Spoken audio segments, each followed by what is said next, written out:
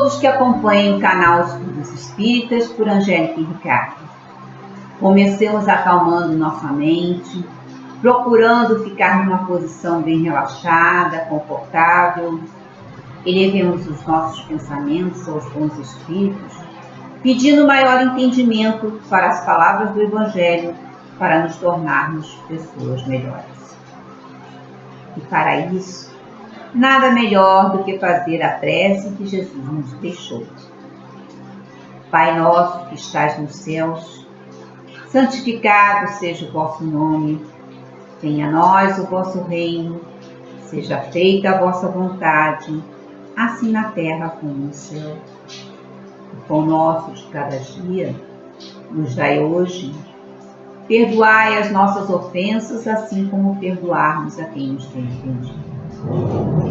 Não nos deixes cair em tentação, mas livrai-nos do mal, porque vosso é o reino, o poder e a glória para todo sempre. Que tal começarmos a semana com uma boa reflexão? Para tanto, vamos trazer uma fábula a respeito de dois lobos, que está na internet, enfocando figurativamente os motivadores do nosso comportamento, a maneira como somos, agimos e reagimos no cotidiano. A fábula enfatiza a dualidade do ser humano, a sua complexidade e a necessidade de que trabalhemos continuamente para a nossa evolução. Como moral dessa narrativa, depreende-se que só depende de cada um ser bom ou mal, tornar-se pessoa melhor ou pior, em face dos sentimentos que habitam e duelam em cada pessoa. Certo dia, um jovem índio Cherokee chegou perto do seu avô para pedir um conselho. Momentos antes, um de seus amigos havia cometido uma injustiça contra o jovem e, tomado pela raiva, o índio resolveu buscar os sábios conselhos daquele ancião. O velho índio olhou fundo nos olhos do seu neto e disse: Eu também, meu neto, às vezes sinto grande ódio daqueles que cometem injustiças, sem sentir qualquer arrependimento pelo que fizeram. Mas o ódio corrói quem sente e nunca fere o inimigo. É como tomar veneno desejando que o inimigo morra. O jovem continuou olhando, surpreso, e o avô acrescentou: Várias vezes lutei contra esses sentimentos. É como se existissem dois lobos dentro de mim. Um deles é bom e não faz mal. Ele vive em harmonia com todos ao seu redor e não se ofende. Ele só luta quando é preciso fazê-lo, e de maneira reta. Mas o outro lobo, esse é cheio de raiva. A coisa mais insignificante é capaz de provocar nele um terrível acesso de raiva. Ele briga com todos o tempo todo sem nenhum motivo. Sua raiva e seu ódio são muito grandes. Por isso, não mede as consequências de seus atos. É uma raiva inútil, pois sua raiva não irá mudar nada. Às vezes, é difícil conviver com esses dois lobos dentro de mim, pois ambos tentam dominar meu espírito. O garoto olhou intensamente nos olhos do seu avô e perguntou: Qual deles vence? O avô sorriu e respondeu baixinho: Aquele que o alimentar mais. O Evangelho de hoje está no capítulo 9, itens de 1 a 5, e começa com 3 citações do Evangelho de Mateus. A primeira seria: Bem-aventurados os que são mansos, porque possuirão a terra. Está em Mateus, capítulo 5, item 4. No processo em que estamos vivendo na terra, que passará de prova planeta de provas e expiações para planeta de regeneração, só permanecerão aqui as pessoas que sintonizarem com a maioria, que será daqueles que querem o bem e só realizam coisas para o bem comum. Já os que são revoltados, que praticam injúrias e violências, serão convidados a se retirarem para planetas que sintonizem com seu modo de pensar. Segunda citação: bem-aventurados os pacíficos, porque serão chamados filhos de Deus. Essa está em Mateus, capítulo 5, item 9. Não aprendemos que Deus é um Pai amoroso, que tudo perdoa e nos dá sempre chance de nos melhorarmos? Pois bem, para sermos semelhantes ao nosso Criador, chamados seus filhos, temos que ser pacientes e tolerantes com as nossas dificuldades e as dificuldades daqueles que convivem conosco. A violência, sentimento contrário de Deus, que é de paz, constitui um desregramento transitório. Deixará de existir na Terra na medida em que adotarmos para neutralizá-la a brandura, a mansetude, a afabilidade, a moderação e a paciência. Sentimentos merecedores de habitar esse planeta depois que houver se transformado pelo amor num mundo melhor. Aprendestes o que foi dito aos antigos: não matareis, e todo aquele que matar merecerá ser condenado pelo julgamento. Porém, eu vos digo que todo aquele que se encolerizar com seu irmão merecerá ser condenado pelo julgamento. E todo aquele que disser a seu irmão, raca, merecerá ser condenado pelo julgamento. E todo aquele que disser a seu irmão, sois louco, merecerá ser condenado ao fogo do inferno. Essa é a terceira citação de Jesus e está no Evangelho de Mateus, capítulo 5, itens 21 e 22. Por essas máximas, Jesus faz da doçura, da moderação, da mansetude, da afabilidade e da paciência uma lei. Condena por consequência a violência, a cólera e mesmo toda expressão descortês para com seu semelhante. Raca, entre os judeus, era um termo de desprezo que significava sujeito imprestável e que se pronunciava cuspindo e virando a cabeça. No livro O Intérprete de Deus, Jesus, o Arquétipo Humano, Adenauer Novaes nos diz: matar é abortar uma vida, destituindo algo do seu significado essencial. É destruir o curso de algo que apresenta por si mesmo um objetivo essencial. Mais do que o ato, a intencionalidade que diz respeito à vida, que o coloca em grau inferior de maturidade em relação àquele que a tem como um bem maior. Aqui lembramos de duas questões do Livro dos Espíritos. A 752, que fala: pode-se atribuir o sentimento de crueldade ao instinto de destruição? É o instinto de destruição no que tem de pior. Porque se a destruição algumas vezes é necessária, a crueldade não é jamais. Ela é sempre resultado de uma natureza má. A segunda questão é a 753. Como se explica que a crueldade é o caráter dominante dos povos primitivos? Entre os povos primitivos, como chamas, a matéria domina o espírito. Eles se abandonam aos instintos animais e, como não têm outras necessidades que as da vida do corpo, não visam senão a sua conservação pessoal, e é isso que os torna geralmente cruéis. Voltando ao livro do Adenauer Novaes, a morte em si não é uma tragédia, pois a vida embutida no corpo que a abriga sempre terá continuidade. Toda interrupção dos processos que garantem a vida, deve respeitar a continuidade da evolução do ser, cuja utilização do corpo é impedida, respeitando seus direitos e sua liberdade de escolhas. Sempre que se atentar contra a vida, não se deve esperar sofrimento, mas novas experiências para que a vida seja valorizada. Não se deve esperar punição por não saber respeitar a vida, mas a vivência de experiências educativas para que se venha a aprender o seu valor.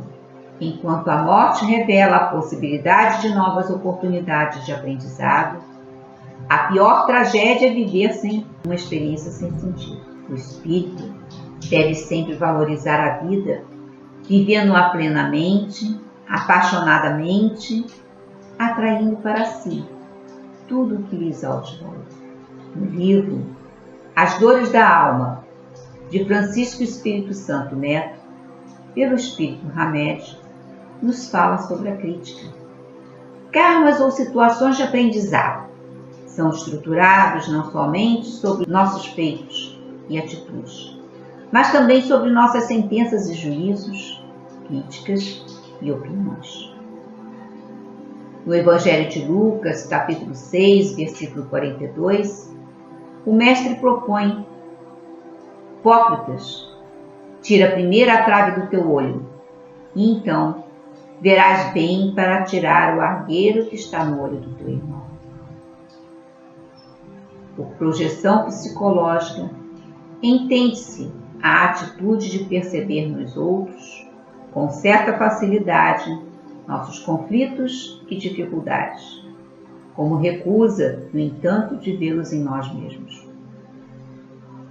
Tudo que criticamos veementemente no exterior, encontraremos em nossa intimidade. Isso nos leva a entender que o ambiente em que vivemos é, na verdade, um espelho onde nos vemos exata e realmente como somos. Vejamos o que dizem os embaixadores do bem sobre quem analisa os defeitos alheios. Incorrerá em grande culpa se o fizer para os criticar e divulgar, porque será faltar com a caridade. Se o fizer para tirar daí proveito, para evitá-los, tal estudo poderá ser de alguma utilidade. Todas as maldades e eventos desagradáveis que visualizamos fora são mensageiros ou intermediários que nos tornam conscientes na nossa parte inconsciente. Tudo que realmente estamos vivenciando no presente é tudo que estamos precisando nesse momento. Antes de censurardes as imperfeições dos outros, vede-se de vós não poderão dizer o mesmo. Projetar nossas mazelas e infortúnios sobre alguma coisa ou pessoa não resolve nossa problemática existencial. Somente quando reconhecemos nossas traves, dispositivos internos que limitam nossa marcha, e que poderemos ver com lucidez que realmente são elas as verdadeiras fontes de infelicidade que nos distanciam da paz e da harmonia que tanto buscamos. Do livro Amor e Imbatível Amor, de Joana de Ângeles, por Divaldo Franco, no capítulo Insegurança e Arrependimento, a criança mal amada que padece violências físicas e psicológicas vê o mundo e as pessoas através de uma ótica distorcida. Ademais, os comportamentos agressivos daqueles que lhe partilham a convivência, atemorizando-a mediante ameaças e punições com seres perversos, animais e castigos de qualquer natureza, fazem-na fugir para lugares e situações vexatórios, nos quais o recolhimento não oferece qualquer mecanismo de defesa, deixando-a abandonar. Essa sensação a acompanhará por longo período, se não por toda a existência, perturbando-lhe a conduta insegura e assinalada por culpa sem sentido, que levarão à permanente desconsideração por si mesma, pela ausência de autoestima, por incessantes arrependimentos. Nessa instabilidade emocional, sem alguém em quem confiar e a quem entregar-se, a criança constrói o seu mundo de conflitos e nele se encerra. Dominada por contínuo receio de ser ferida, desconsiderada, evitando-se participar da vida normal para poupar-se a sofrimentos e do desprezo que se sente objeto. Para sobreviver nessa situação, transfere seus medos e sua insegurança para a responsabilidade do conjunto social, que sempre lhe parece hostil. Uma natural projeção do que sofreu e não pôde eliminar. A violência de qualquer matiz é sempre responsável pelas tragédias do cotidiano.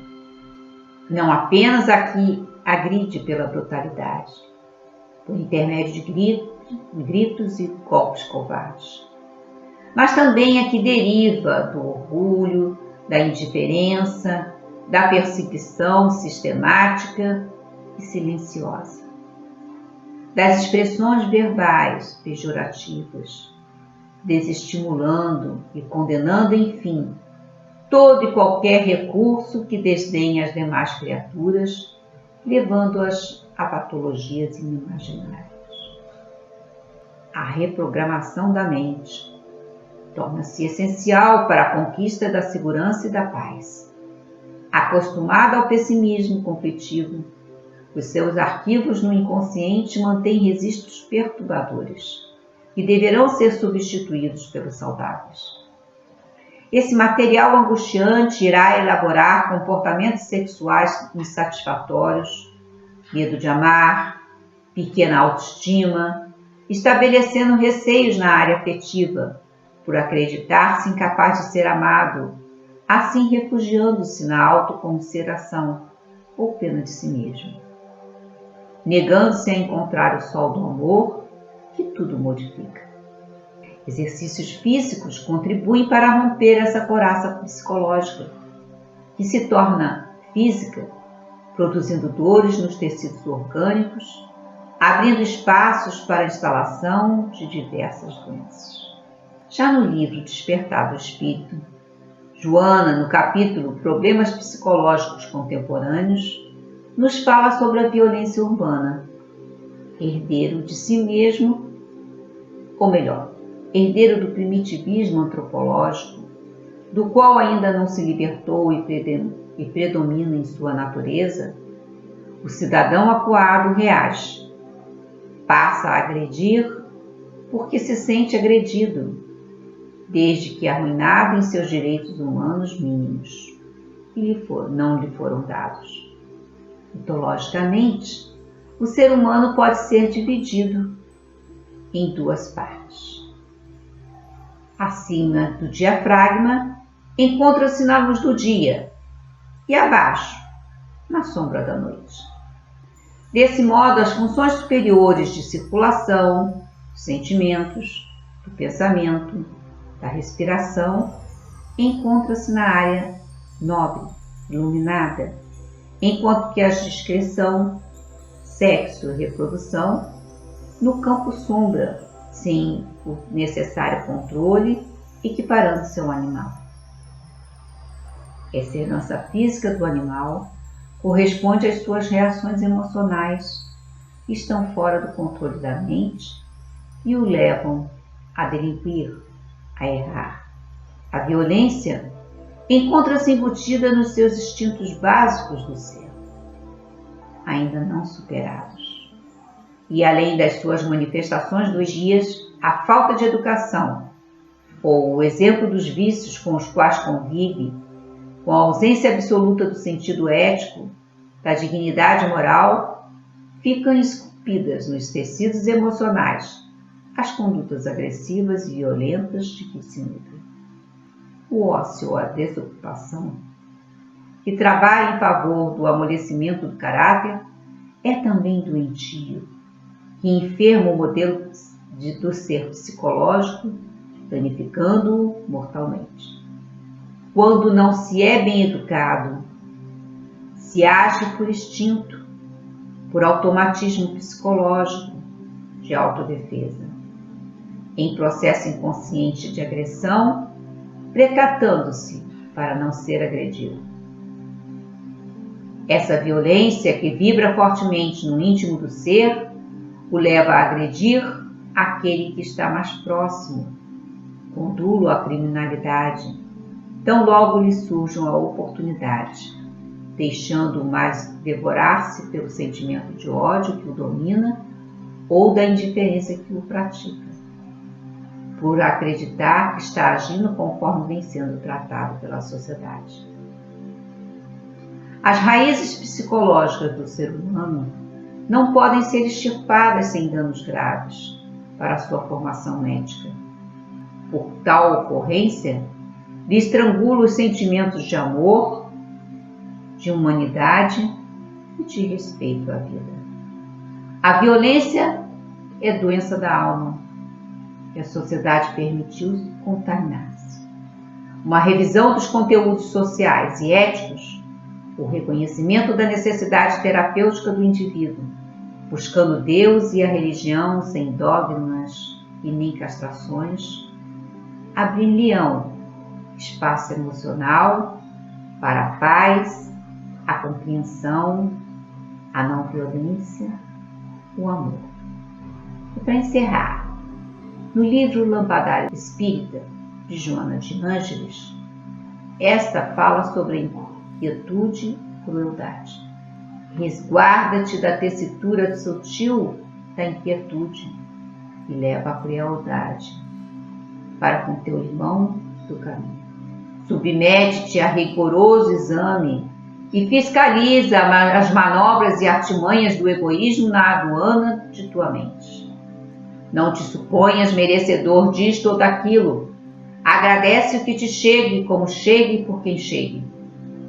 Em verdade, devedores como somos, em consideração dos estatutos das divinas leis, tudo quanto nos é dado pode ser considerado acréscimo de misericórdia de nosso Pai.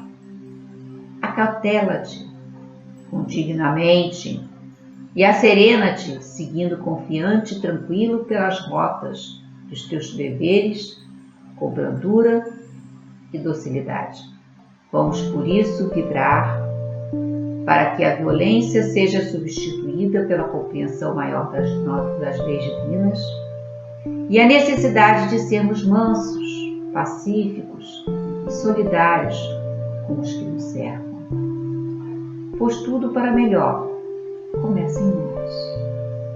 Vamos vibrar pelos locais onde ainda existem guerras, por hospitais, abrigos, sarjetas, onde falta o mínimo necessário para sobreviver. Vamos vibrar pelo nosso país, pelos nossos governantes, pela nossa comunidade.